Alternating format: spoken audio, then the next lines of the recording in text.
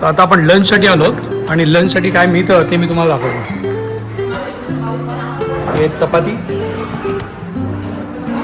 Size मोठी आहे, त्याच्यानंतर हे शाही पनीर,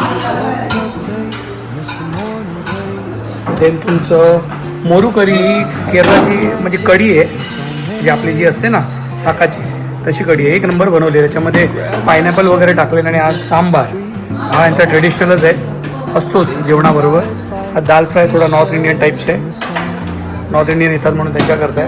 हे burn garlic rice fried rice आहे, फ्राईड राईस सारखंच आहे. त्याच्यानंतर तुमचा मेथी पुलाव आहे, हा पण एका प्रकारचा केरळाचीच रेसिपी आहे. आणि एक केरला राईस आहे, थोडा जाड आहे. पास्ता आहे, पापड आहे. नॉन व्हेजिटेरियनसाठी इथे नादान कोझी करी दिलेलं आहे, मला वाटतं केरला टाईप्स बनवलेलं आहे. सॉल्ट अँड पेपर एक बनवलेलं आहे. सूप आहे, मंचाव चिकन आणि व्हेज सूप प्लेट. त्याच्यानंतर तुम्हाला इथे मिळतं ज्यूस. हा मिक्स फ्रूट ज्यूस आहे, कुठचा ज्यूस आहे, हा किवी कूलर आहे.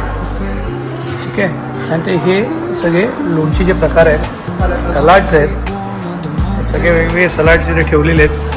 खूपच छान आहेत, म्हणजे खाण्याला हे स्वीट्स आहेत. त्याच्यामध्ये दही आहे, रायता आहे आणि चॉकलेट एकले सगळं स्वीट्सचा प्रकार इथे आपल्याला पाहायला मिळतो आहे. थोडे आईस्क्रीम्स पण ठेवलेले आहेत.